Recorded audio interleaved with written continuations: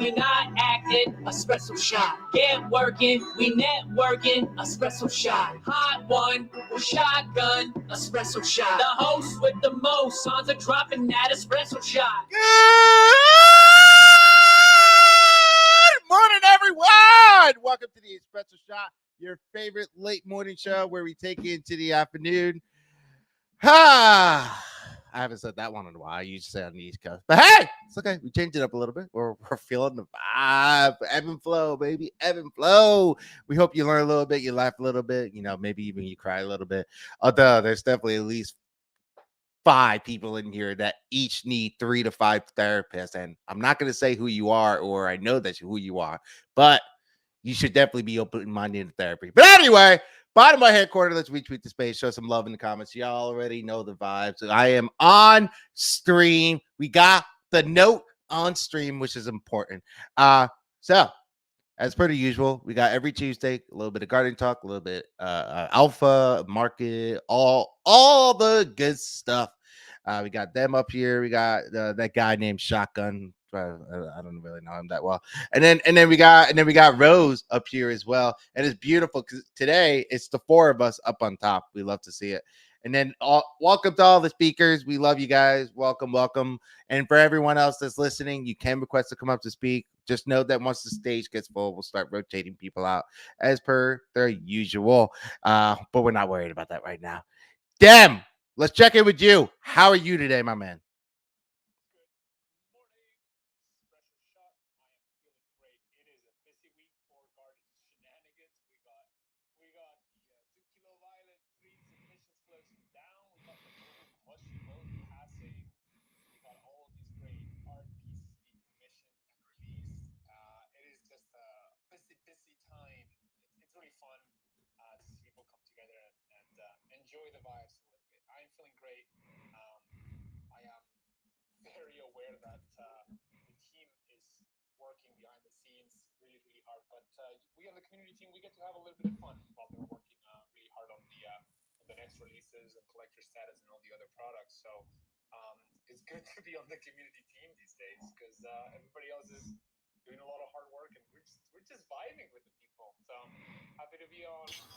Happy to be on Espresso Shot and continuing the vibes while everybody else works. I love my job.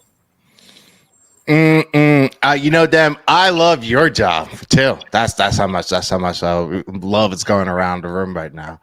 I mean, you know, besides the hundreds and hundreds and hundreds and hundreds of hours that you spend on calls somehow every day, even though there's only 24 hours a day. It's crazy how that works. Beans, they go above time and beyond. But speaking of shotgun, what's good? I'm doing great.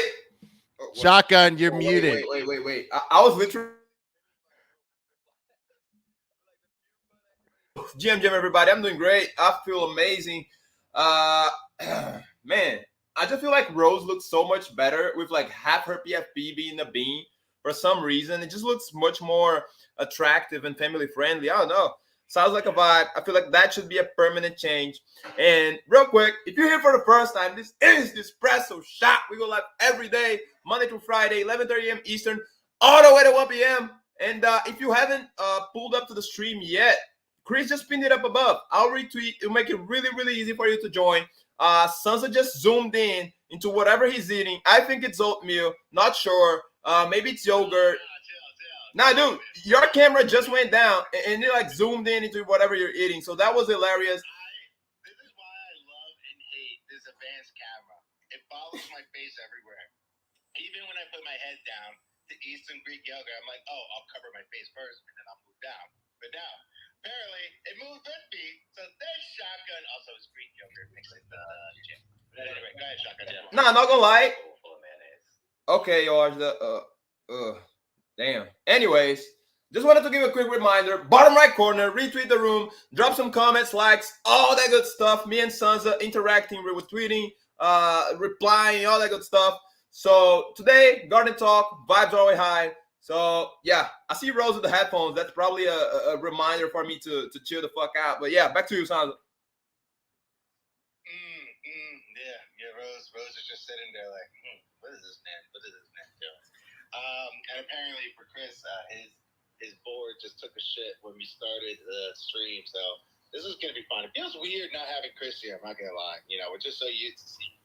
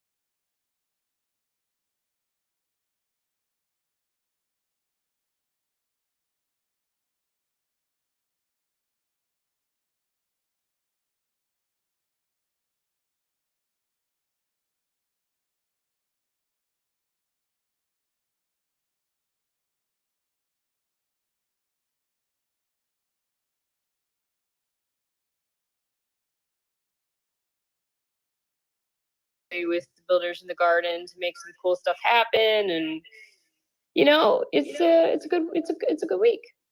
How are you, Sansa? No one ever, you know, everyone always asks how Dem and Rose are, but no one asks how Sansa is. How are you, Sansa? Thank you. No, I'm doing great. I'm doing great. I definitely have this little issue where I go to sleep a little bit later than I should because of a new show that I find. I've been watching. It's not really new, but I'm probably gonna say wrong.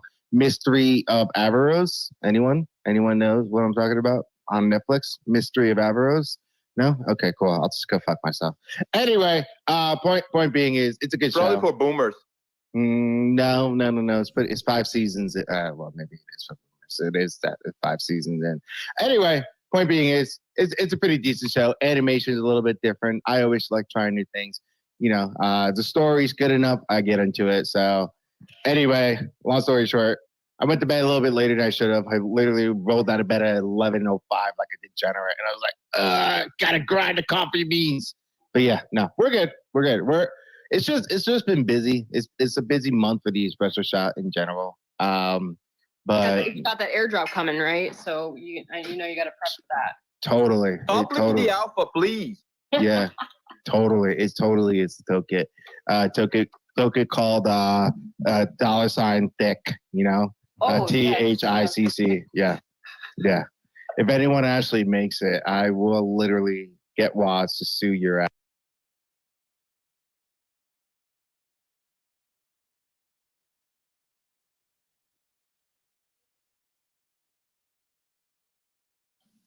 What I did want to say as well, Rose and Dem. What I do want to ask, because I'm going to be honest, wasn't fully in it or more informed on it. What's the I've never seen Dem this like is outraged the word or is aggressive? I don't know. It's something. Listen, I'm gonna stop you before Dem starts talking because he's gonna talk a lot of propaganda and slander. Okay, and I'm not here for it. So we had a vote. What was it, like a year ago? All time is a construct at this point. I don't even know what day it is. But we had a vote like a year ago. The very first Bobu vote was whether or not y'all wanted True Labs to make a bucket hat or a plushie. And you see obviously how that ended up because everyone is getting their bucket hats and things like that. But it was a very intense battle, plushies versus buckets. The bucket hats cheated, and that's the only way they won because clearly plushies are superior. And we ended up with bucket hats. But this time around, the plushie maxis are coming out in droves, and hopefully we'll come out on top. We won't actually know because the vote is shuttered, and so we won't know until the end of the vote. But we've at least reached quorum, which is exciting, which means that people are excited to vote about this. And hopefully all of those are yeses, because if you vote no against the plushie, you are a Bobu hater. And you can just floor and get. No, I'm just kidding. She's like, I like my job. I'm gonna stop here. I know, but look, I really like that, and I will happily say that I was there for that meeting when I forget who it was that came up with the idea specifically to shutter those votes. But that was pretty cool to witness and pretty cool to see as of recently as well, because it was one of those things that you just got to experience a little bit. And it was an open invitation thing, right? When you got to go to this event, and like the quorum, like you were saying, getting reached. I'm not sure that I've ever seen a quorum get reached so fast. If I'm going to be honest here, Rose, like that. What was it in the first few hours? Yeah, we were actually just discussing that, or I should say that the Bobo committee was discussing it, and I was reading it, and then I forgot to respond to it because I think it was like, I don't know, 6 a.m. when I was reading this or something. Went to the bathroom because, anyway, yeah, but I think this is literally the fastest that we have reached quorum out of all of the votes, with maybe the exception of the very first one, the bucket hat versus plushie. So there again, you see how intense the bucket hat / plushie community is about their items. So yeah, I mean, we're really excited that we reached quorum this quickly, that people are excited and passionate about this. And hopefully by the end of the week, we get to say, congratulations, Fish. And I get to have a Bobu plushie on my desk, Yeah, meanwhile, well, if it's your office desk, I can tell you right now, Dam's going to make sure that thing goes missing immediately. So, well, Dam and I live in completely different states, so listen. I was talking if you leave one in your LA I gotta office. interrupt. I'm being completely. I was just about to go to you, Dam. Listen. I was completely partial to this issue, and I was like, okay, let's have a vote between bucket hats and plushies. Nobody's gonna have a huge issue. Bucket hats are so much better. It'll just win by a landslide. And then when the vote won, because that's what people wanted, the plushie people were like, "Oh my God, we didn't get a fair shot." Let's. And so I allowed them to have their vote. Allowed us. And then they chose violence. Look at the jumbotron. Look at that post by Fish. Fish just like decided right out of the gate to just come with the violence. So I was just gonna be like, vote on plushies, no fighting, no argument. But these plushie maxis, they're just come out of the gate saying like a mistake was made. We should have put the money into plushies. Well, if you want to fight, like I'm right here. Let's have it out. We don't have to like go around it. So I was provoked, and I'm just responding. Elon Mark style cage match right now. Let's go. This is crazy. This is crazy. I didn't realize it was this intense. I just thought I'm not even that much against plushies. I just don't like them, sort of rubbing it in my face that they're gonna get a plushie now. I just don't appreciate that because like I voted yes for there to be a plushie vote. So now we made the enemy here. It's ridiculous, Sam. So to be honest, I'm taking a 6-month mental health break, and I'll see you guys when I get back. All right, see 2024, baby. No, oh my God, that's so scary to think that 6 months from now is 2024. Jesus. Anyway, look, Dem, I'm sorry to tell you, I wasn't around for the bucket hat vote. I'm gonna be honest. I was simply only around for the bucket hat purchase. So I did purchase the bucket hat. I have 2 on my island. On my kitchen island right now. That almost got taken out of context there. But I did vote for the plushies. I'm sorry, Nam. I'm sorry. Don't crucify me. Or if you do want to, just take my co-host. That's right next to you. He's much closer, so you can just take him. Write it down in your notebook. Shotgun goes to the depths of beans hell. But anyway, let's the streaming link Chris has posted up on top here. We will transition at some point over to the house account and speaking out of there. I know Rose headphones are dead, so we're going to let her try to charge it for at least a little bit, and we'll figure that out. But they're charging. I'm good. Okay. They're charging. All right. So at some point in the next 10, 15 minutes, we're going to transition over. But Shotgun, go ahead and pin that tweet that we were talking about earlier today as well. Just make sure you pin it up on top before we segue into it.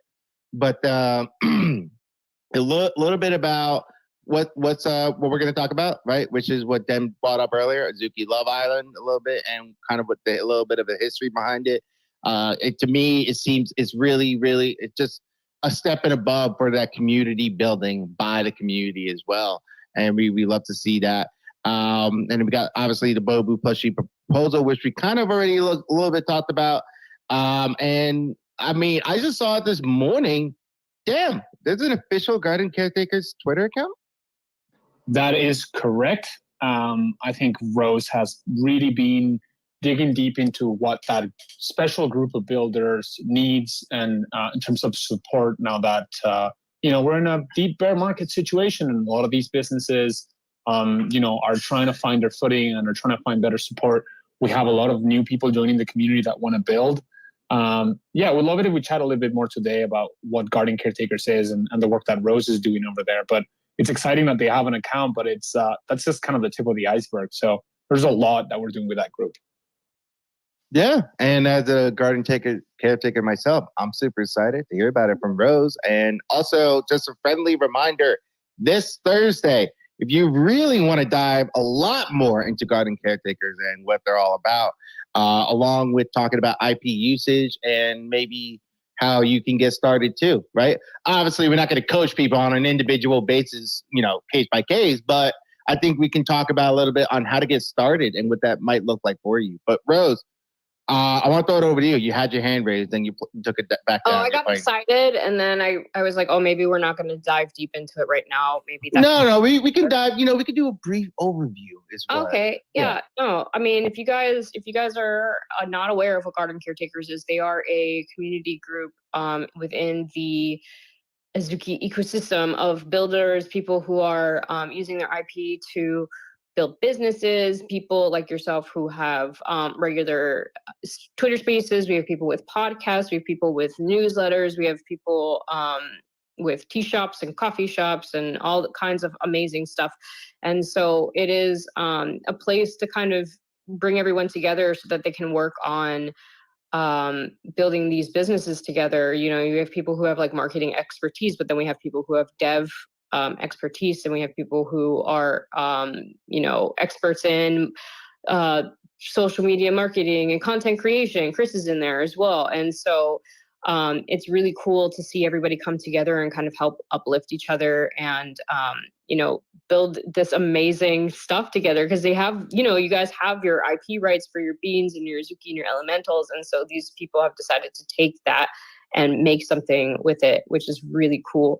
And so recently we had a meeting where we're going more into depth on expanding the program and enhancing the program and bringing some things to these creators that help them continue to do what they do.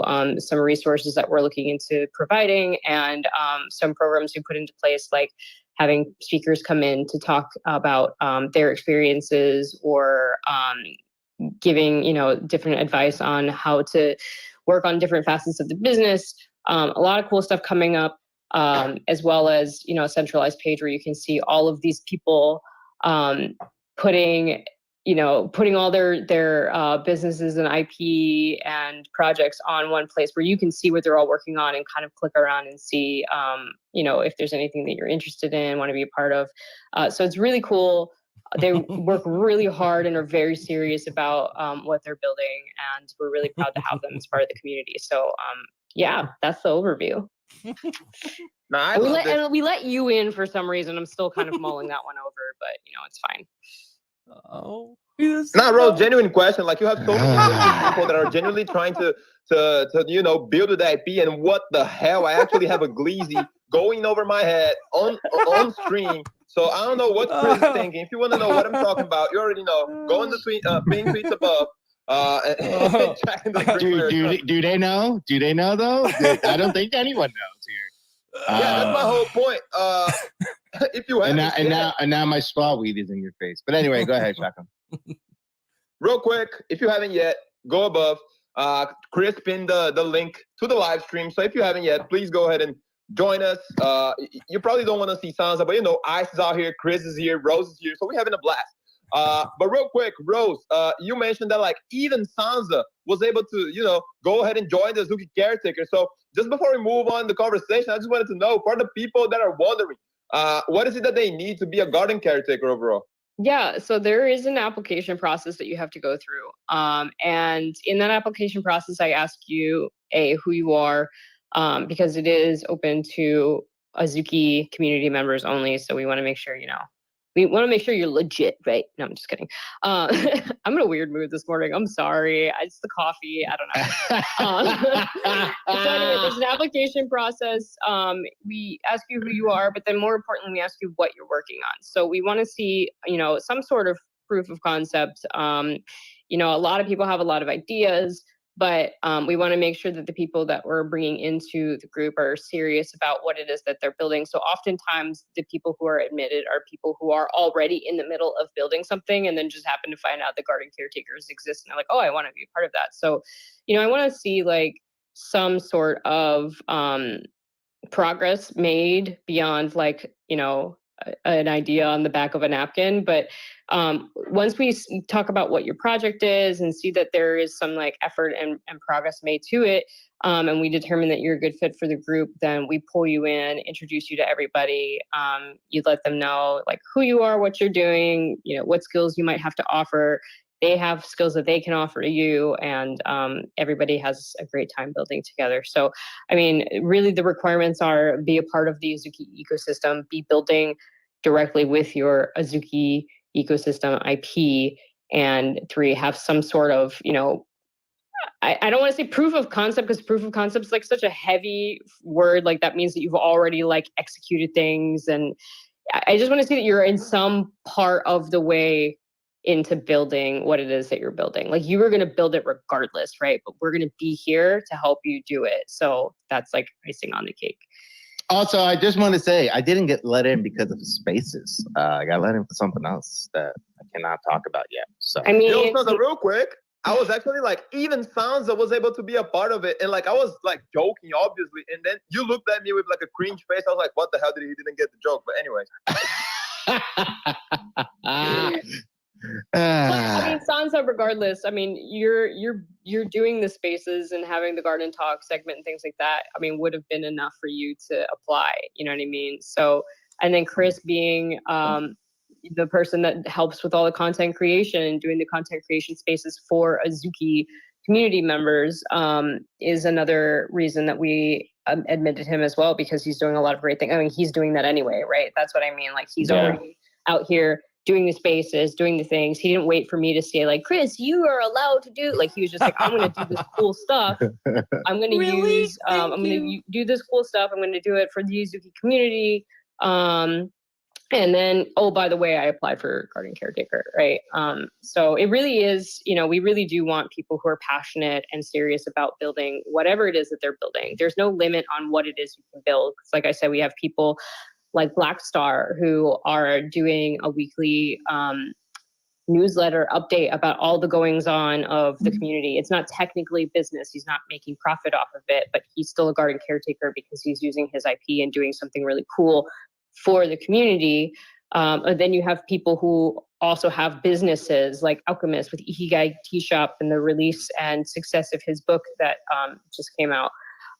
So we have people all the way from like, hey, I'm just doing cool shit for the garden, all the way up to like, I'm doing cool shit for the garden, but also it's a business, and everything in between. So it's a really cool group of people, and I'm really excited. And well, that's also mostly because Shotgun's not in there. So I'm just kidding. We do got to get Shotgun in there. I'm kidding, everyone. Relax. We're gonna make Shotgun apply. He doesn't know how to do anything unless we tell him to. I'm just kidding. We love Shotgun. But anyway, Shotgun, we got to get you in the garden caretaker because literally everyone on stream here is one except you. Well, so, I mean, there's a limited spot, so I'm going to have to kick you out to get him in. So I'm just... Never mind. Sorry, Shotgun. We don't have any room for you here. Rose has trouble picking it up as it is. Sansa, Shotgun. Who's my favorite? S. It's just hard to go with, Sansa, it's always like easy to decide between the Flora Zuki and the fresh ass bean. So I'll leave it at that. But before we move on in the conversation, I actually have a really interesting topic around physical products that I want to touch on. But before we do so, let me check in with the lawyer of the Espresso Shot, Waj, the GM. What's good, brother? Hey, good morning. Good morning. I had a question about the garden caretaking thing. With you guys helping, different projects or ideas, business ideas, are you guys offering, is there funding that you guys offer for a percentage or loans, or do you guys help with that, or is it mostly just bouncing ideas off of each other? Right now, we're focusing on resources that scale and that have a little bit of a centralized nature and benefit a lot of people at once. So we're starting with our time. We're starting with the sharing of resources and the sharing of strategies and content and advice. I think this could potentially in the future evolve into a grand project, but I think right now there's a lot of other things that are more urgent in terms of visibility, signal boosting, finding the right people to work with you on the projects that I think scale a little bit more than direct investment. But yeah, we've always been playing around with the idea of having community grants sometime in the future, and it's just not as simple of you know this. It's not as simple of a structure as it would be. But I think there's also other areas where people can find funding. I think the Bobu Treasury is a great place for people to go look for funding for different projects and ideas. So we also use garden caretakers as an interesting on-ramp into creating Bobu proposals in the future as well, and try to feed the ecosystem that way. But I think it'd be a great sort of future idea that garden caretakers evolves into an area where you can get more direct funding if that's what your project needs the most. But funnily enough, most of the time projects need a dev, or they need an artist, or they need some help with marketing, or they need, to just bounce some ideas of other people first. So it's interesting, but yeah, they need the resources more than they need the funding, is basically what you're saying at that point. Yeah, but it's an exciting thing to think about in the future. Yeah, thanks, Sansa. Dem was very clear. He's a good speaker. I appreciate it, Waj. Thank you. Wow. Okay. Let's just. Yeah. Thanks, Waj. Really appreciate that. Anyway, look, Dem. I want to let Dem wrap up, but I do want to give a quick little touch in here on some people who are listening and who are up here on the speaker panel. Right now, we're just kind of covering, Azuki related news, but it is not going to be strictly just Azuki. What we're about to go into next, and then we're going to go into Azuki Love Island after that, because it does relate to Azuki. We have Dem here, we have Rose here, but I guess people are like, is this the Azuki shot? But hold on a second. Let's calm down. Let's calm down a little bit, because what Shaka and I want to talk about a little bit applies to all projects. So if you're up here on speaker and this kind of hits home for you, raise your hand up and we'll kind of get into it a little bit. But anyway, Dem, go ahead and finish up. Didn't mean to interrupt. I was just trying to, just add a little touch to it. But then Waj came in and was like, thanks, Captain Obvious. And so it was now a great recap. It was a great recap. Thank you. I appreciate it. No, I was done with the thought. I think garden caretakers is exciting. So if you want to hear more about it, just reach out to Rose. And I know Shotgun's got a really great topic that I'm very passionate about. So let's shoot it over to Shotgun and get into it. All right. So real quick, Dem probably already know what I'm going to get at. But, Friday, I was casually scrolling through the timeline and I saw this tweet where Gary, the founder of Giraffe Tower, he said, stop treating PFPs like stock. If Pudgy sells a lot of toys, holders make $0. If VFriends sell a lot of cards, holders make $0. If Ludo sells a lot of Crocs, holders make $0. You're not a shareholder. You don't own a security. You have no upside in their Web2 world. And then I casually scrolled by and I saw Luca, with a slam dunk posterizer attempt saying, this is a terrible take. In the below thread, I will explain to you why this thought process is fundamentally wrong and why this take is incredibly bad. And he proceeded to write a whole thread about how he thinks that, Web3 assets actually drive value back to its respective holders. So I was wondering, Dem, as you guys from Azuki, Beans in general, you guys have this vision of implementing PBTs. Zaga made it really clear in the Discord, event with the whole community that he plans on having those PBTs out. So how is it that you guys envision physical products driving value back to the holders. I mean, I really can't do a better job than Luca did in that thread. That thread is just so pointed. And the minute it was posted, Saga like just sort of, posted it back in our internal Slack and was like, this is exactly it. And I think the people that don't get this are not understanding how brand awareness grows the funnel, and they're not understanding marketing touch points, and they're not understanding all these obvious things that we're working on, and that we want to develop. So beyond the idea of any sort of PPT enabled technology, the reality is that it directly benefit from brand awareness. Woo, I'm getting massive echo here. Yeah, no, that's my fault. Wait, am I unmuted? Wait, hold on. Unmute the house account. Yo, that was probably Sansa. Can you Unmute. Unmute the house account. Shit, I didn't know what you're talking about. Apparently, we're going live with audio here, right in the middle of Dem talking. I I wanted to apologize. I wanted to apologize because I kept clicking my fucking unmute. Yeah, he left because he think it's him bugging, but that was just my fault with being on stream and pressing the unmute button. But anyway, yeah. Anyway, I'm gonna just wait for them to come back through before I didn't mean to cut him off, but you can't keep interrupting him and expect him to come back, dude. I didn't even mean to interrupt the first time, but I just started talking for no reason. But anyway, here we are. Guys, go ahead, bottom right-hand corner, retweet the room, show some love in the comments. I'm going to bring Dem back up. Dem, we did not. That was my fault. You did not bug out. I had unmuted for no reason whatsoever, and the fucking bouncing back happened. But anyway, please continue off what you were going to say. I believe you were leaving at that Zaga let the send a message internally into the Slack group, and then you kind of like went in and out a little bit there, and now you're back. So go ahead if you want to leave out there. All right. So yeah, I mean, the way that Luca is looking at things is exactly the way that any sort of IP or brand builder is looking at building brand awareness. I think the reality of it is that when these sales happen, and when you see this sort of activity happen on Web 2, it benefits you directly because it does create a funnel. Like it does create a funnel of people that now are aware of the brand and that now know to interact with it. So creating more touch points for your brand through the sale of physical goods directly benefits you as an NFT holder.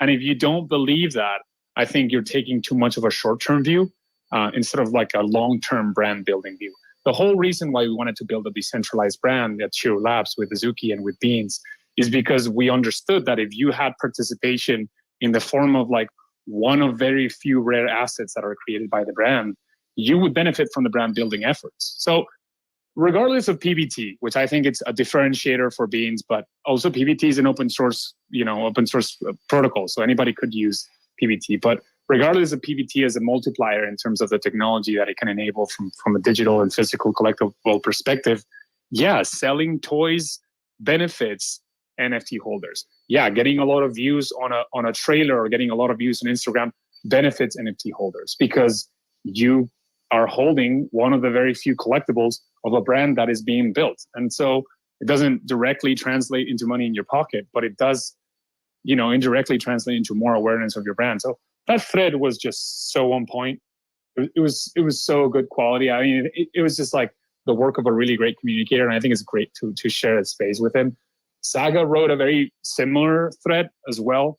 I think the way we think about it goes beyond just sort of like a brand awareness funnels. I think something that Saga said that's quite interesting is that like as the regulatory framework improves for token-based approaches to sharing the benefits of a brand growth, you do get to start seeing in the future, in the future Web3, really interesting ways in which, yes, a brand could just sell toys and that could translate into brand equity, and that brand equity could translate directly into holders' benefits. I mean, that is the possibility of these things. That's why we're doing all these things on the blockchain and where we're, collecting NFTs one of the reasons why we're collecting NFTs is this ability to like share in the profits of the brand in the future. So it's just a really good thread, and I'm very happy that he wrote it. And Luke is a big guy, but I don't think he could have hit you harder in real life than the way he hit you with that thread. That is just like a really, really big slam dunk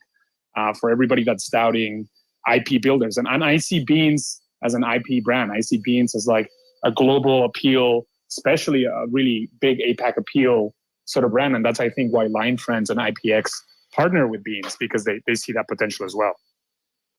Nah, 100%. And one of the things that I feel like maybe, somebody that shares the same sentiment as Gary might be thinking wrong is that they're comparing early steps to the end of the process. And what I mean by that is the Pudgies are still building that, brandability and recognition. This is not like the end all, this is not the end of the process. They're starting to have like super fans of the brand. They're starting to captivate people's attention and love for that story.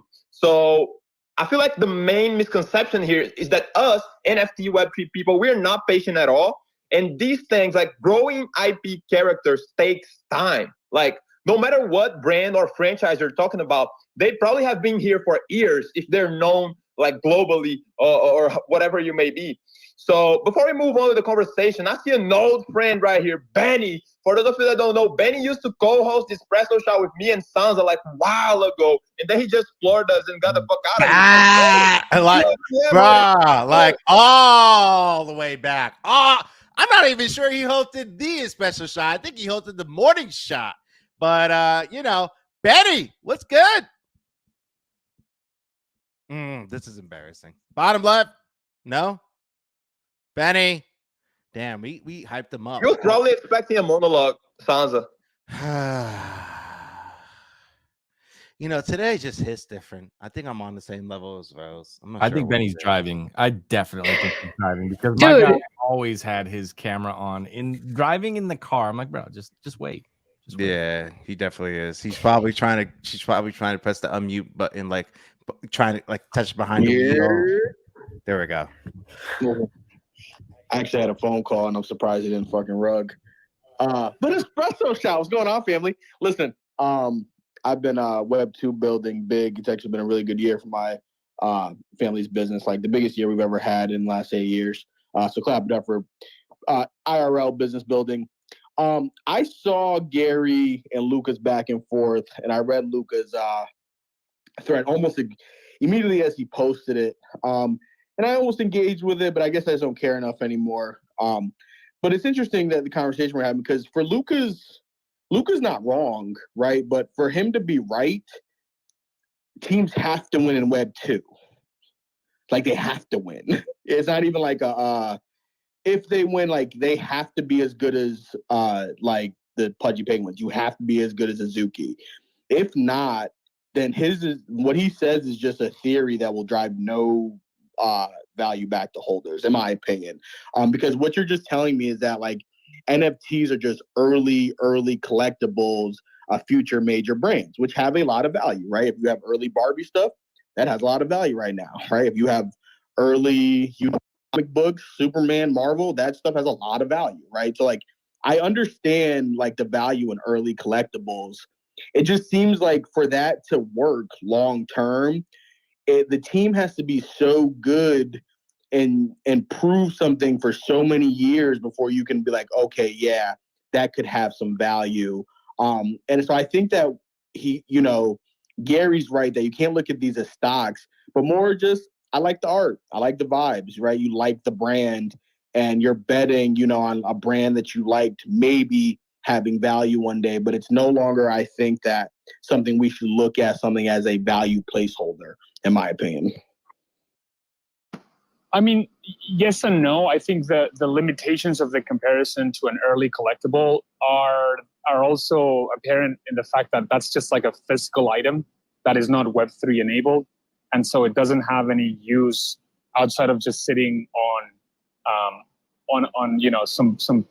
some place in your house and just showing it to people like, hey, I have this early collectible. I think it's when you look at it from the perspective of digital usage and how much more time we're going to spend in the future in digital spaces, I think it's where it starts to get interesting, because if it's just collectible, I don't think just collectibles is an exciting enough experience. So we've always said that the art, which I agree with you, like you should appreciate the art in itself, but it's a wrapper for the token. And the token is the one that's like compatible across a bunch of different applications that are being built and that are going to be built in the future. So you're not just single betting on that one brand becoming successful the way that you would be if you were buying an early Barbie. You're also just betting that that token will enable more integrations in the future, whether it's through gaming, whether it's through DeFi platforms, whether it's through you name it. So it's still a bet. I'm not saying it isn't, but I think it's a bet that's like fueled by the excitement of NFT and blockchain technology, which right now I agree, like it just looks very bleak. You look at the number of unique wallets, you look at the liquidity, and it's hard to believe that there's going to be any sort of comeback or any sort of return to form. But at the same time, you know, I sat there in 2017 while Saga was leaving Google, and he was like, hey, you know, this thing's going to take off. And it took off in 2017. And then in 2018, it crashed. And I was talking to him and I was like, hey, aren't you glad aren't you glad that I stayed at Google? And he was like, no, this shit's going to come back in 2018. And it did. Like DeFi then came back in a major way. So, you know, nobody can promise you that the future is going to repeat itself. But at the same time, it's a little bit limiting to think at the current state of NFTs and be like, oh, this is how it's going to stay. It's only going to go down from here.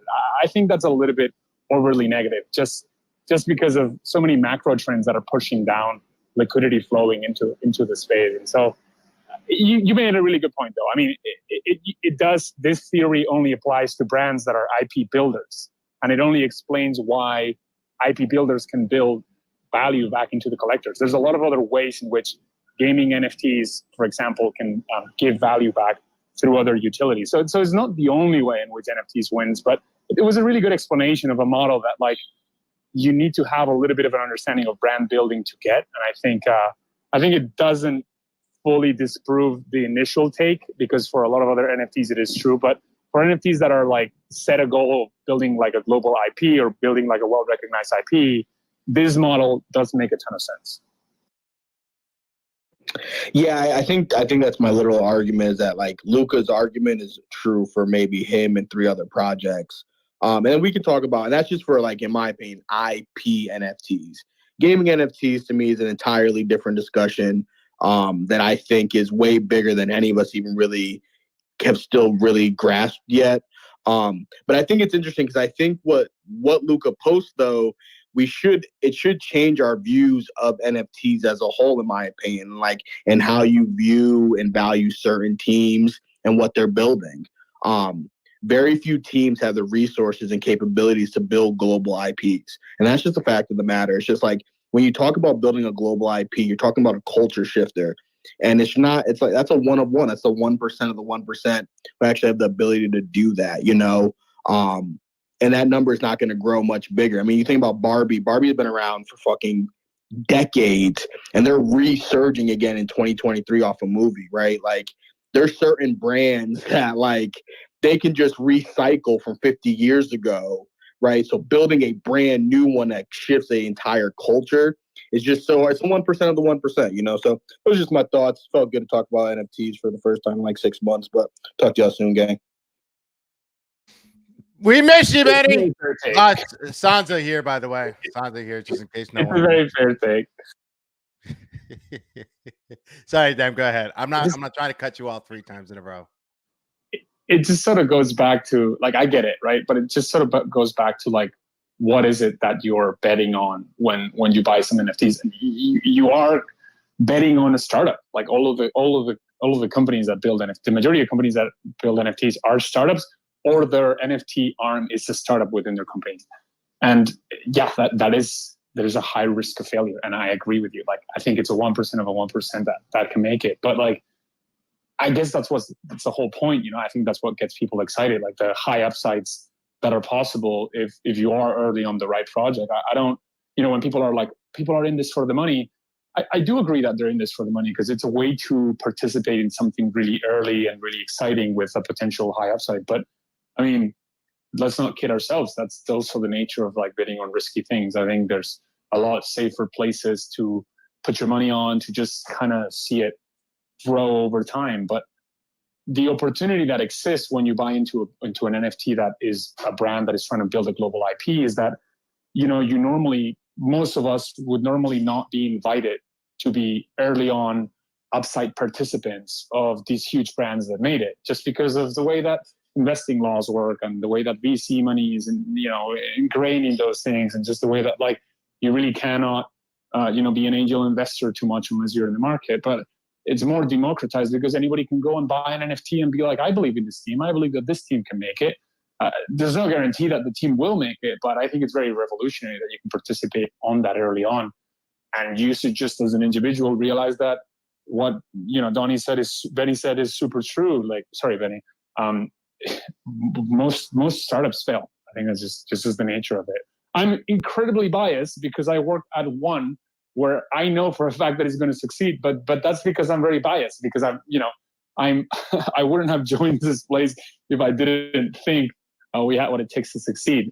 But the reality is that you as an individual need to understand that you are betting on risky things. I think that's why there's a big upside, and I think that's why there's also a lot of a big downside. And I think it's a feature, not a bug. I think that's what's exciting about NFTs. You get to participate in that early. It just sucks when it goes down, and I relate to that. Yeah, well, we don't mind losing a little bit of money. It could be, $5, 5,000, 50,000, whatever. It's all the same at the end of the day. One thing I will say is I was on, and them saying that last part triggered it a little bit, which was that Mario Narfall Spaces a few days ago. I don't remember what day. I don't remember if it was last Friday or Thursday, but it was the same day that Shotgun was on it trying to speak for like 20 minutes, and they kept skipping over him, going back to the same two people talking that were also NFT profile pictures. Oh, spoiler alert, they were Bored Apes, But don't get me wrong, they were great speakers though. So they made great points. But his co-host, the Wolf of Wall Street guy, and the only reason why I'm bringing this up is because the topic was NFTs. And so I was like, okay, I'll bite. And the guy said, I get the reason why people or how people use NFTs.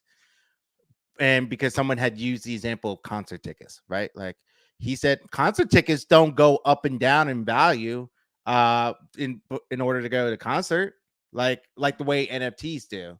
And I really wanted to get up on stage and be like, well, I was gonna say I really wanted to get up on stage and be like, well, they do. You just don't buy them on secondary. Like that's as simple as that. And so, but I think NFTs just puts the secondary volume so much more in your face and easier to access. And so anyway, it's sorry, I'm just the comments on the stream is just fucking making me lose it. But anyway, point being is just really, it is interesting to see that. And that was someone who is a co-host. He has fucking 6-figure followers kind of deal. I don't know how many, like 200, 400, whatever, 1,000. But he does make a little bit of a good point, because why there are definitely some NFT projects that shouldn't have to really, depend on the secondary volume, right? They could do soul-bound NFTs pretty easily, right? Of like, okay, you get access for life by buying this soul-bound NFT. Can't move it, can't transfer it, whatever. But I don't know. That's something that I think of soul-bound in terms of like, if we really want to make sure there is no secondary volume, or more so want to take care of that issue, you could just do that. It's as simple as that. But we got 3 hands up. That triggered 3 hands up. Shout out to them for triggering me, for triggering that. I'm sure some people got triggered just at the name call. No names there. But let's go ahead and throw it over to M Mark real quick, and then Kenny, and then Benny. M Mark, what you got?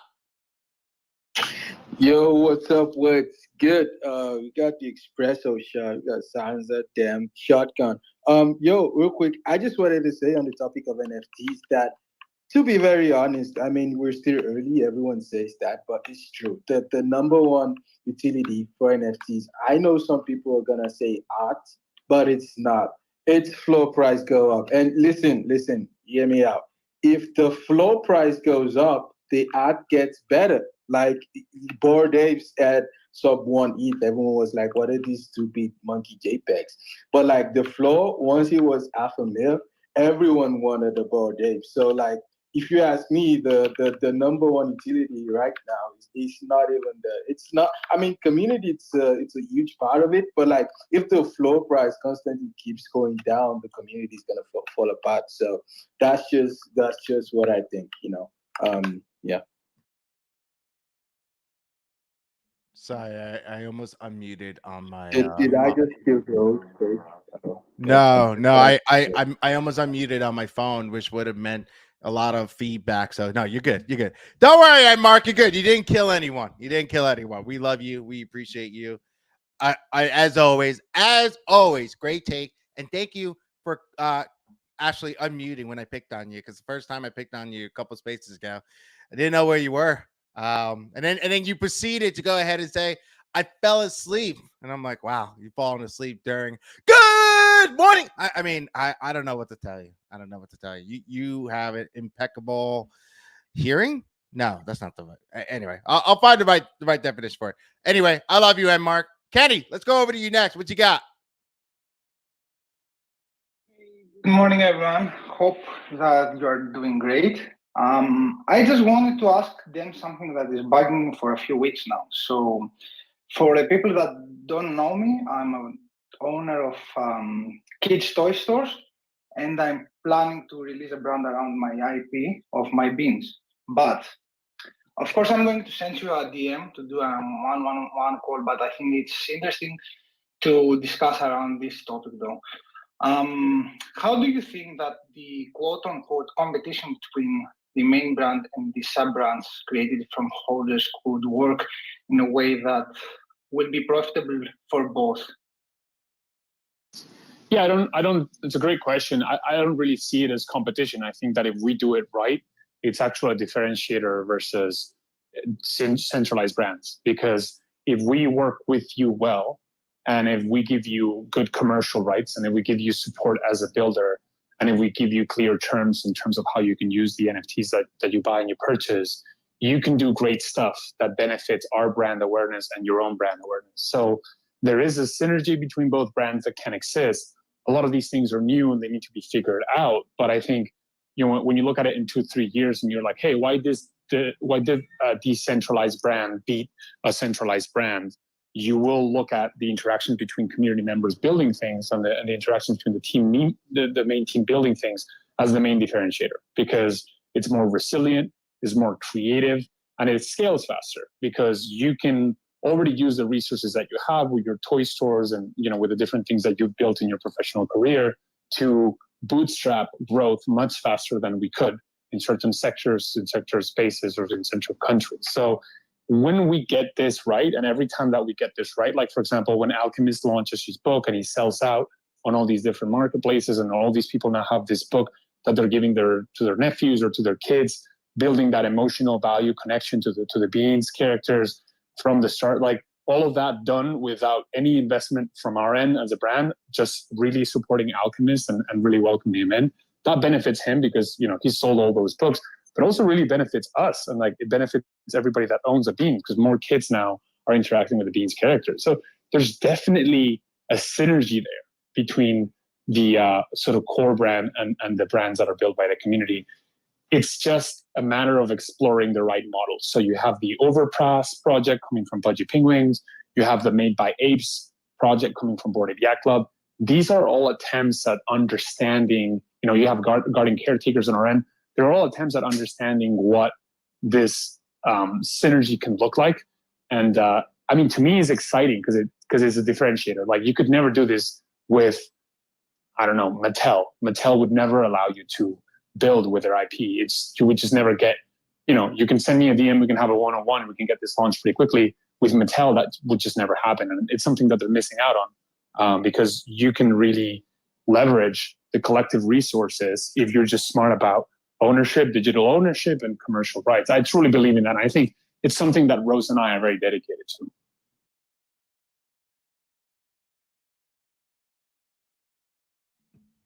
Sorry, Shotgun sent me something and I was reading it. And Bro, you are so slow, Sansa. Hurry up, respond. Yeah. Jeez. You know what it is, Benny. You know what it is. Despite all Old the age. reps, can someone? I wish I could mute him. I mean, I could, and I could just move over. Definitely old age. Yeah. Anyway, look, I'm off today because it's been raining for however fucking long. It's just reminded me that it's basically been raining for like 2 days, and I don't know what it is. I just feel off. Well, who just what? What? Who dare challenges me? Yeah. Okay. Shut up, Shotgun. Anyway, point being is, Shotgun. Go ahead and pin that post that you just sent me. You motherfucker. Even though you're the one that the reason I took so long to get off mute. But Betty showed up one space and said, "You're so slow, Sansa." Meanwhile, he took him 5 minutes to get off mute the first time I if called you're a him. little quicker to the button. Yeah, You know, hey, maybe you hey, could be. hey, Maybe I'll show up more often. Hey, Anyways, listen. Hey, I had a question actually. What's up? Imagine if concert tickets actually took the NFT route with the secondary market on concert tickets actually having like it's a really big thing. Do you think if it like made that transition to how NFTs are that it would increase concert ticket secondary volume and actually make it more of a business than it already is? Like imagine if like DJs could control the concert ticket market almost.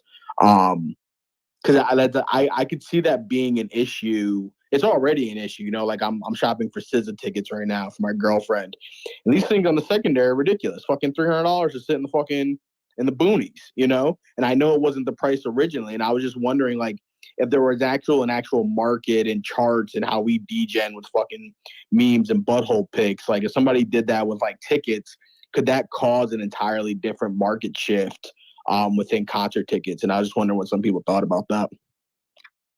I just want to say on stream, there were 3 of 5 faces that were moved by the word butthole pics, and then Sansa and Shotgun didn't even flinch. These guys are like, yeah, totally butthole pics. Yeah. It was me. I'm the 12-year-old that lost her shit when you said butthole. It's fine. I mean, you know, at this point, Shotgun and I have heard it all and so much more. If you never degen the butthole pick, then you definitely were not here in February last year at 3 o'clock. Dan, please go ahead, take the mic. It's a great question, Manny. I think when you digitize an asset, when you turn an asset into a blockchain token or entity, you also got to think about the way that you set up the contract itself. So when you look at the PayPal coin, like they're getting a lot of flack because the issuer of the PayPal coin can like block transactions, right? And they can stop transactions from happening. Well, that's necessary for their use case. Like a lot of other coins do that. So when you're looking at something like a smart contract that regulates a bunch of concert tickets, yeah, if you don't put any restrictions on it and you just let it behave like 100% like the NFTs that we're trading with right now, that could end up hurting the artists more and it could end up hurting the industry more. But you could also use that same technology to make it so that tickets can never be sold at more than like a 10% on the secondary, or, you know, there's all these options versus what you have right now, which is like very low tech solutions with the QR code. Anybody can get around it. Try selling a token proof ticket.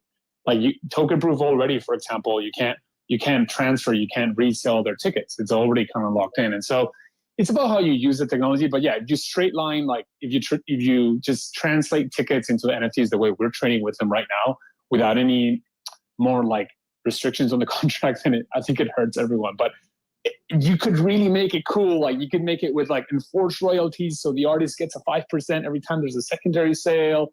You could really play with a smart contract to make these assets very, very interesting. It's not just like, you know, pump and dumping Taylor Swift concert tickets now, which has already happened to an extent. Meow. Meow.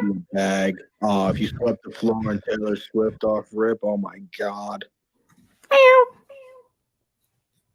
Okay, right, Deb, well, I need you to go find your cat and either give them love or food. I'm not really sure what it is that they need, but obviously they need something. It's impossible.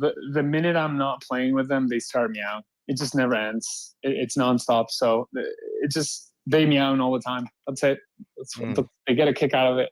I can't be blamed. I play with these cats 3 hours a day. I feed them all sorts of things. The minute I stop giving them attention, they start meowing. So they're spoiled. They're my kids.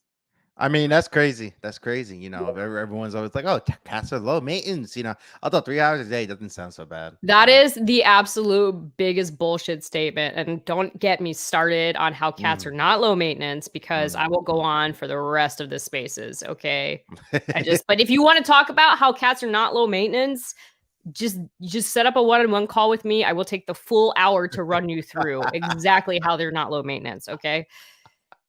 Okay, maybe the word is more dependent. Maybe they're more independent. Sorry, more independent. I don't know. Anyway, this is not the cat shot. Go ahead, Dem. I'm gonna drop a thread just like Luca with like graphs and stuff showing you just how dependent cats are. You're not even allowed to do that because you don't even scoop your cat box as much as I scoop the cat box. We've already had this conversation, so you're automatically disqualified, my dude. That's just work you're creating for yourself, Rose. You're just creating all that work for yourself. You can just do it once a day. You don't have to do it every time. No, do you like to poop in a toilet that already has poop in it? I don't think so. Neither do the cats. Okay, I told you, don't get me started. All right, we're getting into murky waters already. We're gonna get this train back on track. Cue train sound effect. But anyway, no. You know, thank you, Shotgun. But real quick, so this is how I want to structure the rest of the spaces, because we do have a hard cap at 1 today. Because today, at least for me personally, I have to hop into another spaces for 30-40 minutes, and then we have the elemental spaces at 2 p.m., which apparently I just found out is also streaming today. So Face on camera is almost full-time work today. And I'm just really upset that my barber didn't have time for me before August 21st. But here we are, and looking like a fucking barbarian. But it's all good. I got a nice little beans hat on. You know, I don't know if anyone's noticed that. Got like a little red bean and a white hat. But once again, go ahead and retweet the room. Show some love in the comments as per usual. We'll be retweeting the shit out of it. I do want to get to Zuki Love Island, but I also want to get to real quick what Shotgun just pinned up on top, and I want to get to Fetty. So the way we're gonna do this first, because Fetty came up, already had his hand up. We're gonna go to Fetty, and then I'm gonna take it over to Shotgun to go ahead and touch on the Jumbotron, and then we're gonna wrap this up talking about Azuki Love Island with a nice little pretty bow on it. So, Fetty, my man, what's good? Yo, what's good, everybody? I'm not gonna be too long. Don't you worry, Shotgun. I'll throw it to you in a second. But Benny, when you're talking, part of my hand up was trying to make Sansa not monologue and give it to you, so don't worry. Okay, thank you, Shotgun, with your Brazilian guttural accent. But Benny was talking. I had to come up. I would love concert tickets as NFTs. Like, I couldn't think of anything better. Everyone would be sweeping this shit. They'd not be able to realize a profit in like 5 minutes, and all of a sudden you can go to your favorite concert for like $10. All the Solana degens will just be trying to profit off of this and then sending the floor to zero. So, someone's got to start working on this ASAP.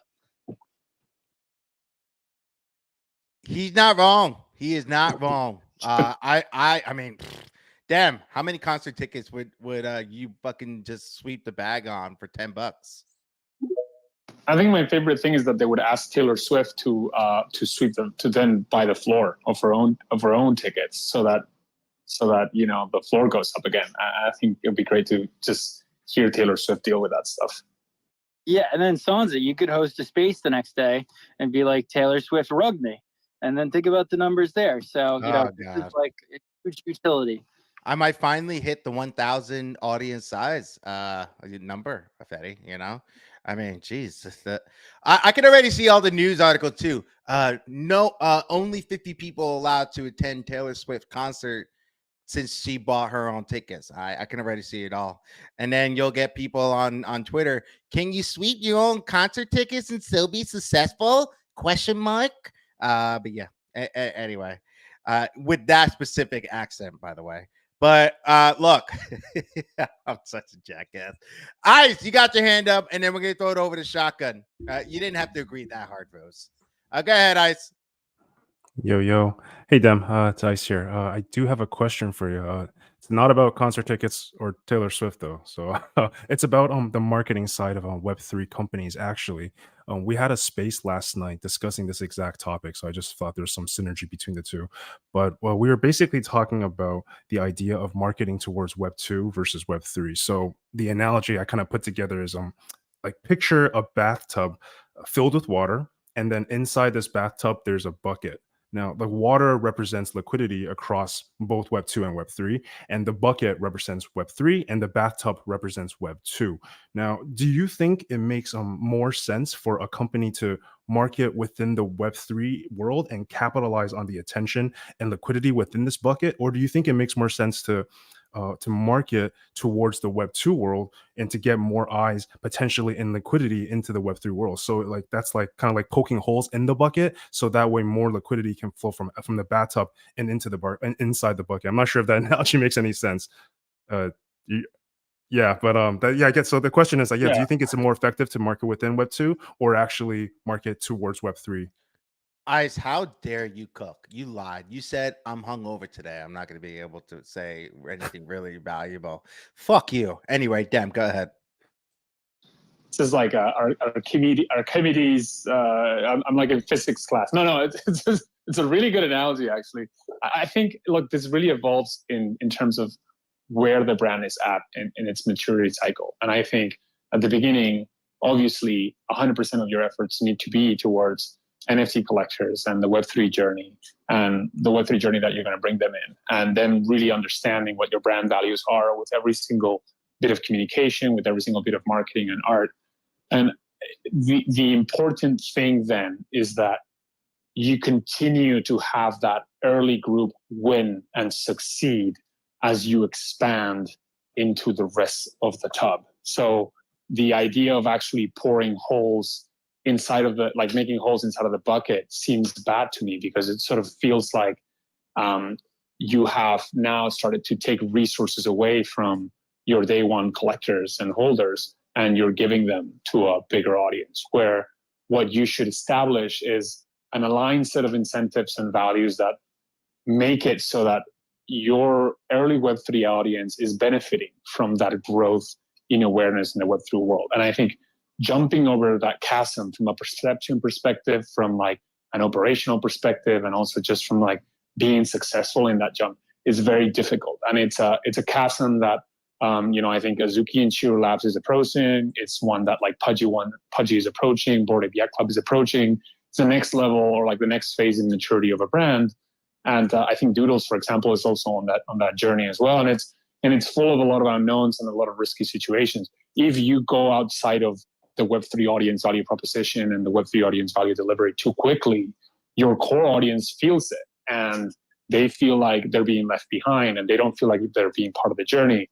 But if you never actually start to get recognition outside of NFT collectors, then your funnel that you're building is not big enough to make your community succeed. And so very delicate process, and there's never one right answer. I think you can't just like focus on Web 2, or you can't just focus on Web 3. You need to understand the synergies between both. I think there's some really great examples of that happening. There's some really bad examples of that happening in this phase. It's what makes it exciting. Like if you do this right, you go into the regular, very difficult Web 2 brand building exercise, where most of the new brands need to find their first 1,000 supporters, their first 10,000 supporters, their first 100,000 supporters. If you do it right, you can enter that game with already a very solid first 1,000 fans, a very solid first 10,000 fans, if you're treated your early community right. And they can make that job of building a Web2 brand that much easier, because you already have a core group of supporters in terms of the brand that you're building. But yeah, it's one of the questions that really, I guess, keeps the whole team up at night, which is how do we make the community win while also expanding the brand? And I think we have some really interesting solutions to that problem.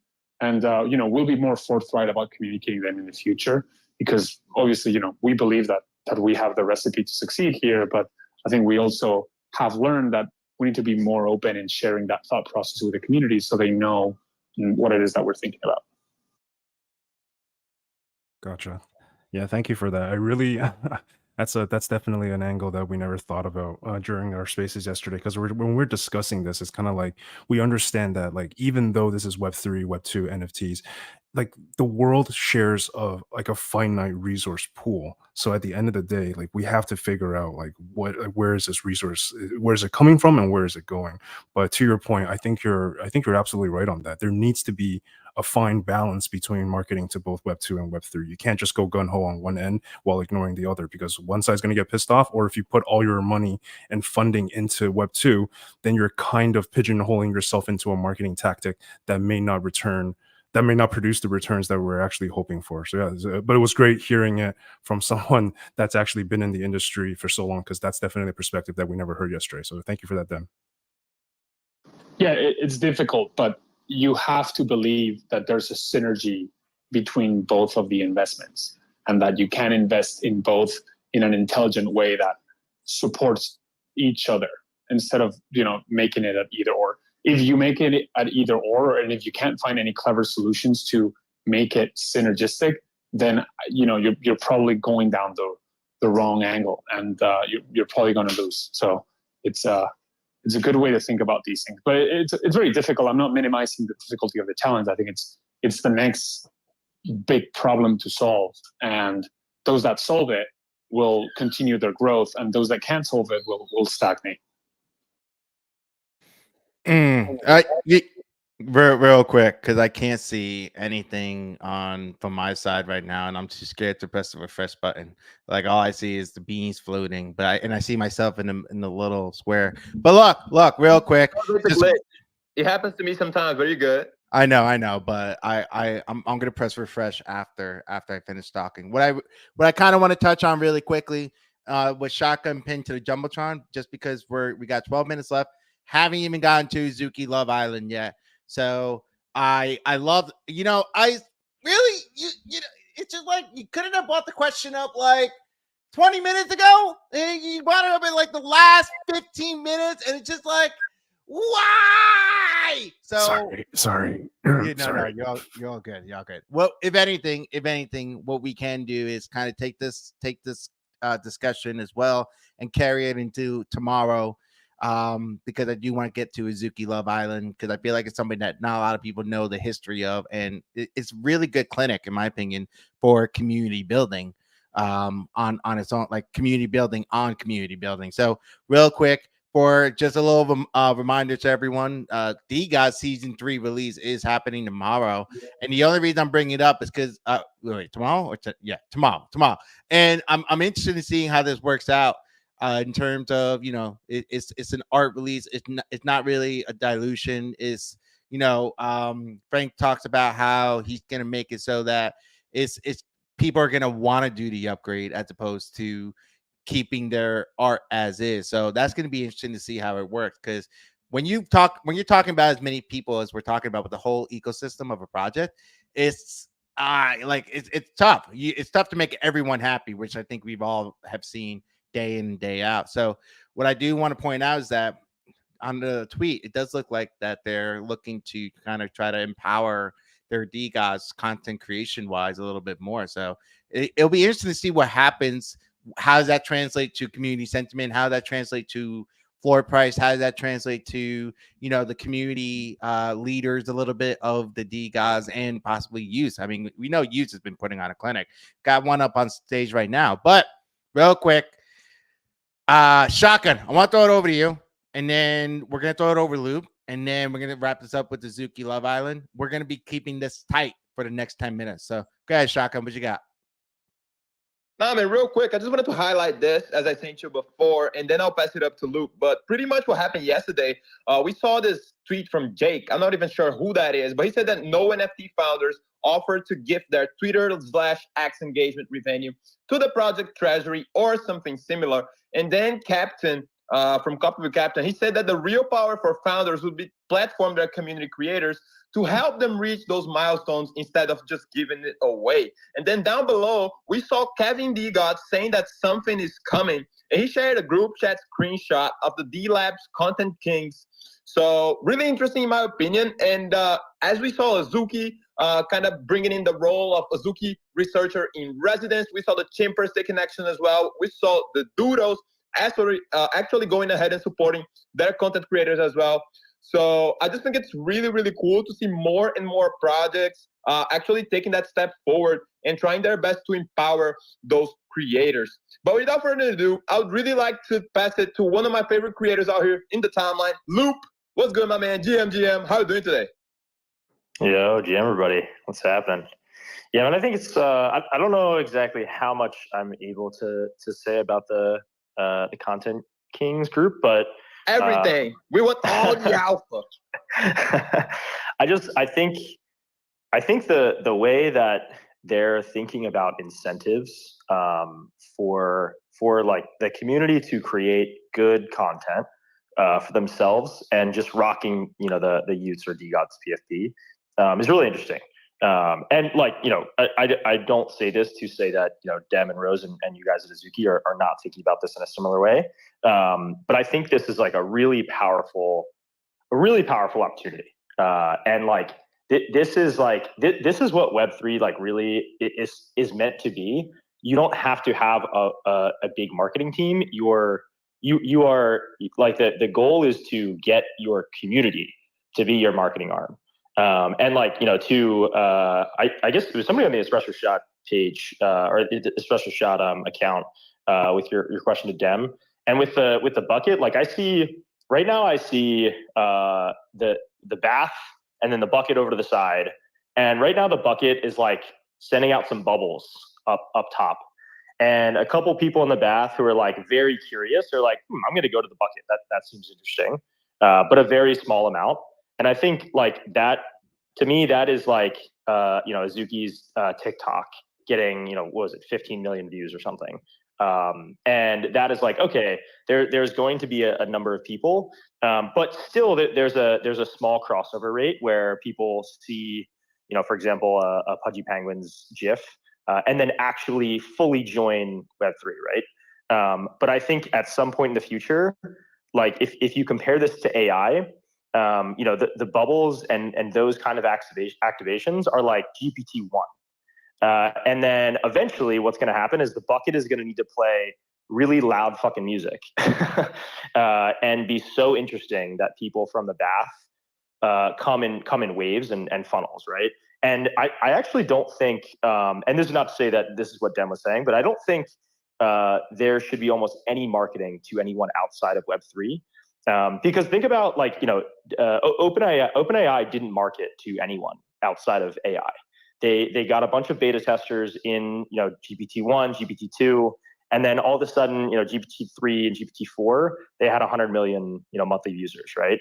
And it you know, it happened slowly, then all at once. And, you know, the GPT-3 was them playing really loud music, and I think like the focus has to be on creating something that's so compelling that when others see it, and you make sure that they're able to see it, but you don't, you know, target them, that, you know, it brings them over because they're so interested that they have to, like, nobody could not use GPT-3, right? So I think that's going to be how the funnel will work, but I'm excited to see it play out. I think this is going to be really fun and kind of an interesting journey. It's a great take, Loop. I just think we in Web3 use marketing as like advertising, but marketing is price, product, place, promotion. That's how I was taught marketing. So marketing can just mean delivering really fucking amazing product, which is a great example that you gave right now. So when I say marketing, I'm not talking about ads. I'm talking about price, product, place, promotion.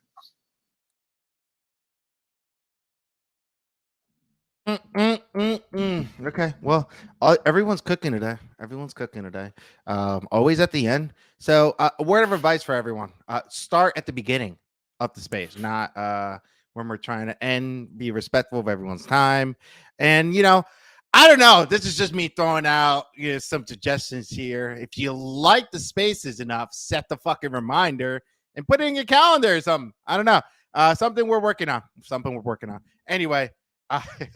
What I do want to remind everyone is that tomorrow is our Polygon Spaces, but just because it's Polygon doesn't mean we can't talk about the marketing talk as well. So Lou, I know you guys were you were heavy into that. Obviously, Dem, he's busy. He's a busy man. Rhodes is busy. So we're Rhodes is putting away the straw, this interface.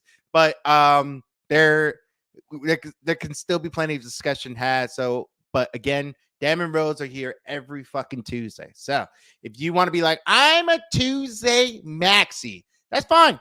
Just make sure you set your reminders and you come at 11:30 to 11:35, not 12:35 to 12:45. And then you're like, I've got something for you. Anyway, look. Let's get to Azuki Love Island and why I want to What get time there. zone are you referring to? Anyway, sorry, a little nuisance Look at came out Rose. of nowhere. Damn, Azuki Love Island. How's it looking? How's it going? Its submissions are finally closing down. I feel like Etherflow, whatever the hell, however the fuck we all say his name. I feel like he's just been extending submissions for the last 3 days.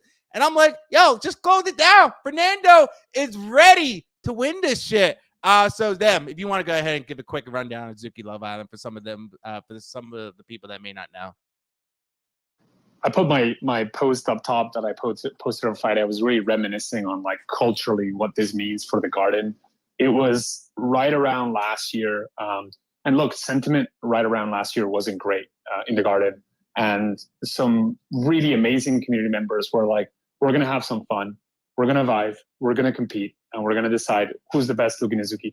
And Etherflow and Skylark created the first Azuki Love Island. And it was such an important time in terms of like our community coming together, having fun, having banter, and just showing the world that like deep down, we didn't care where the floor prize was at. We just wanted to vibe. And I think to see it come back by the same people, by Etherflow with all the OGs participating, like Bamidi is going to be there, Ashshell is going to be in there. It just, I don't know, it just sort of fills my heart with that feeling of like, this community is still riding with the brand. This community is still with Azuki.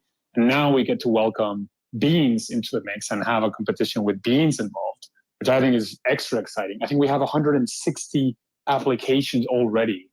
And the interface is already looking like so much cleaner and so much better. We're working on the new products. We're working on the new programs for the community, but at the same time, to have community members just create something like this, I don't know. It gives me all the good vibes. You'll see it on the timeline pretty soon. We're going to make a lot of noise. And it's just a celebration of like who is in the garden. And the people in the garden are extremely resilient. They're very fun-loving, and they don't mind to get into a little bit of a fight or two to be at the top. So I'm just excited. It's a really fun time, and it's a very kind of close to our heart community run project, to the extent that we made it part of Illumia. We made it part of our world. So if you want to learn more about it, my thread is up there. And I hope that if you're a beans collector, you will participate, because it's going to get pretty spicy. Damn it! Fetty left before I could pull him in and be like, yo, Fetty, what's your story? Fuck. Anyway, it's fine. He's scared of Fernando.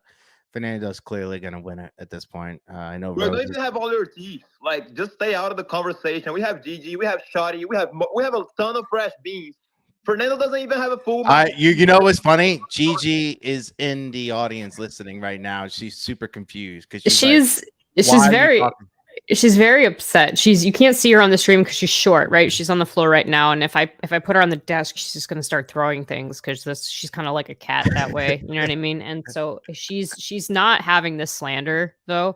She's jumping up and down, insisting, get off the okay.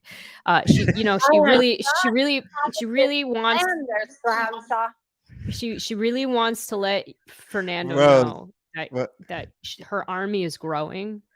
Okay, she has not forgotten what he said about her on the Spaces the other day. I'm telling him, okay, hang on, and she's coming for him. He's not gonna win. So okay, listen, I just told them. Okay, I just told them. Just calm down. Okay. Yeah. Okay. Human Gigi, how do you feel about the slander on your name? Human Gigi does not allow this slander. So actually, Dem and Rose, this is a great opportunity, because I've been, I feel like if you're on Twitter, you see Love Island everywhere. And for me, it's like, who is supposed to participate? Because I keep seeing all this Fernando slander. I saw Joey have create like a whole persona for his beans, right? And it's like a girl beans.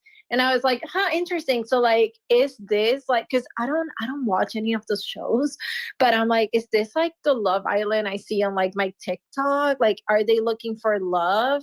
Is this more like slander? Like, what is Beans Love Island? Because I have my beans, but like, what would I be submitting myself to? Yo, Gigi, to be honest, you don't even have to worry about that because Shorty already got it all in the bag. So just chill. Charlie? The bee's name is Charlie? I feel It's the fear, shoddy, dude. Shotgun. Shotgun doesn't even want me to know because he's scared that I'm gonna win. It's Gigi, you supposed and to my be about beans. finding love. It's You and my supposed to beans. be about finding love and making the best couple possible, but it very quickly devolves into slander. So it's supposed to be about finding love. It's supposed to be about who are the cutest two beans that should be together. But in reality, it's just a free-for-all brawl because people don't know how to play nice. And so, we just embrace it. It's just a knockout tournament, and you got to beat your rival. It doesn't matter. It doesn't matter whether you're looking for love or not. Gigi, So you and my it's beans share the same like, name, yeah. and so you should enter and then join her army against Fernando. Okay, and together you'll win. Wow. I can't believe you're that scared of Fernando. Guys, I'm not. barely done We're no. anything. See, we're not scared. We're just we're vindictive. Is all. No, it feels like you're scared. It feels like you're scared. Look, Fernando's going down. By the way, then, so is it two beans at the end that win, like regardless of like sex of the bean? I think beans are just beans. I don't think beans. yeah, are they beans. don't So- identify as one or maybe one identifies the helicopter. DG, how do you know? Anyway, look, we're getting into murky waters once again. It's past 1:00. I said we would end at 1:00. Dem's got shit to do. Rose got meetings to be at. I got phone calls and spaces and other streams to be at today. And if you don't already know, now you know. The fucking Espresso Shot is here Monday through Friday, 11:30 to 1. No matter what, we show up. Every Tuesday we stream. I think we're streaming tomorrow. I have no idea. Chris isn't sure either. So we're gonna figure that out at some point. And you'll look out for the streaming link. I promise we'll get better at streaming. I promise we'll get better at being more entertaining. I promise I'll get better at not cutting people off. Although I think that was just mostly a one-time thing today. And I did not mean to cut them off 3 times in a row. Them, I love you. I appreciate you. Rose, I love you. I appreciate you. I really need that gold bean plushie though. But look, real quick. I do want to just remind people. I do a thread. It's pinned to my page. You just click on it, set your reminders, and then if you click on it, you can scroll down and see all the spaces.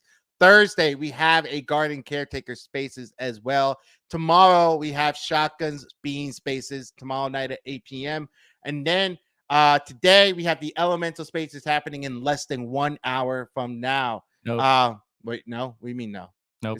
When it's You don't read the chat that we've been telling you for the last hour that's not happening today, and you just like selective cite. You read everything else, but you didn't read that. Okay. Well, what's the update on it then? No we're elemental gonna take a spaces. week off. Next week. Okay, cool. So nothing happening today. Thank God I can eat and breathe at 2 p.m. Thankfully. So just keep on the lookout. Shotgun spaces tomorrow, 8 p.m.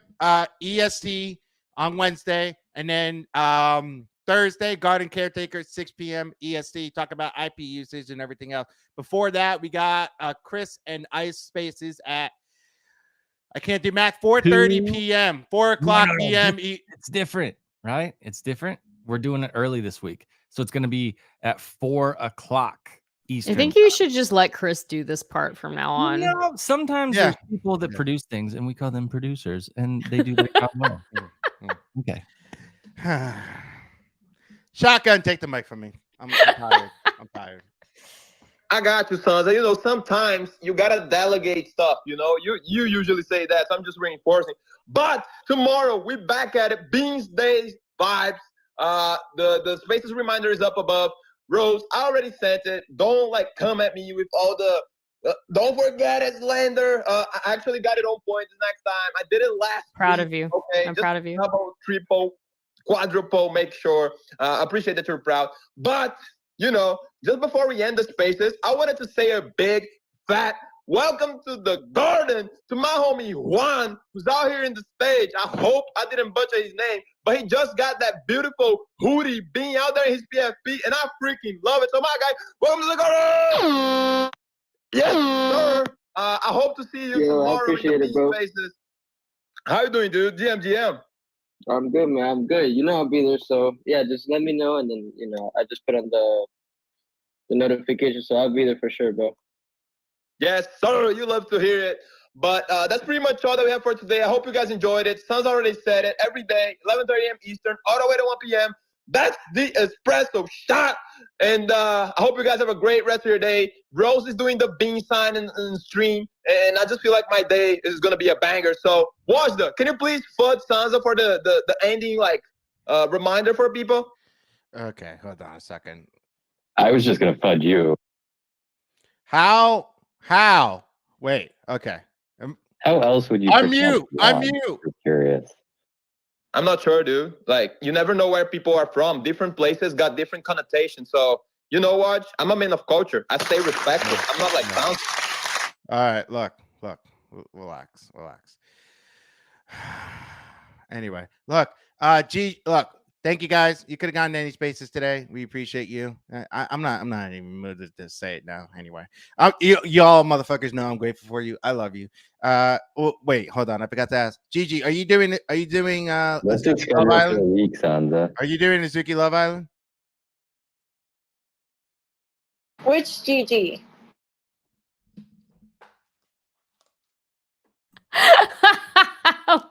Which Gigi? Oh